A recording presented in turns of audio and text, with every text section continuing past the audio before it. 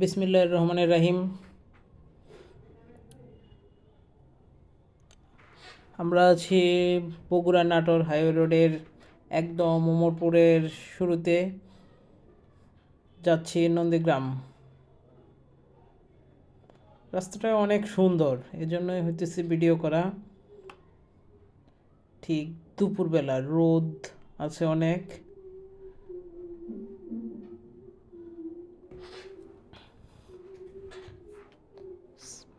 পাশেই প্রচুর ফসলের জমি আছে, আর রাস্তাটা দেখতে অনেক সুন্দর লাগতেছে, এই জন্য মূলত ভিডিও করা।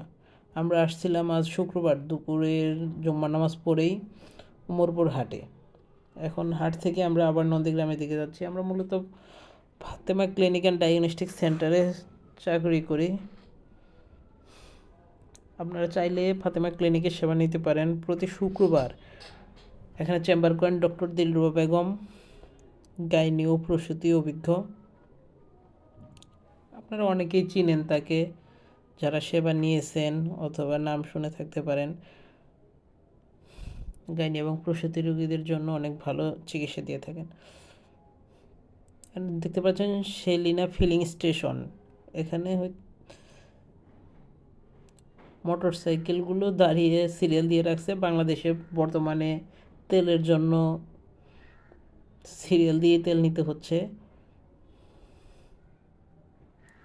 যে কথা ছিলাম, ফাতেমা ক্লিনিক অ্যান্ড ডায়াগনস্টিক সেন্টারে আপনারা গাইনি ও প্রসূতি রোগীর জন্য ডক্টর দিলরুবা ম্যাডামকে দেখাতে পারেন। তিনি প্রতি শুক্রবার ও রবিবার চেম্বার করেন। শুক্রবার সারা দিন তিনি চেম্বার করেন এবং প্রতি রবিবার বিকাল 3টা থেকে রাত্রি 10টা পর্যন্ত রুগী দেখে থাকেন।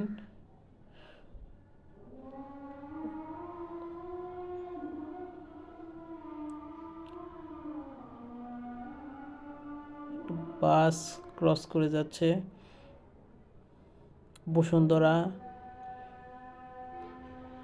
রংপুর টু রাজশাহী পর্যন্ত চলে। পাশে নন্দীগ্রাম সরকারি মহিলা কলেজ।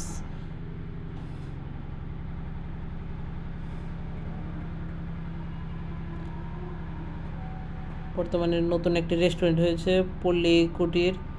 আপনারা এখানে আসতে পারেন। গত রমজানের ঈদ থেকে চালু হয়েছে। আর আমরা এখন বর্তমানে পৌঁছেছি নন্দীগ্রাম বাস স্ট্যান্ডে। এখানে এই যে পাশে দেখতেছেন, এখানে প্রতি মঙ্গলবার করে হাট বসে। সকাল থেকে একদম ঠিক 6টা থেকে আপনারা হইতেছে এখানে নিত্য প্রয়োজনীয় সব কিছুই প্রায় পাবেন। সারাদিন হাট বসে। বাস স্ট্যান্ডের একদম মূল কেন্দ্রে চলে আসলাম। উপজেলা পরিষদের গেট, একটু ভিতরেই উপজেলা পরিষদ। আপনারা সরকারি যে কোনো সেবা নেওয়ার জন্য উপজেলা পরিষদে যোগাযোগ করতে পারেন। আর আমরা প্রায় পৌঁছেই গিয়েছি আমাদের ফাতেমা ক্লিনিক অ্যান্ড ডায়াগনস্টিক সেন্টারে।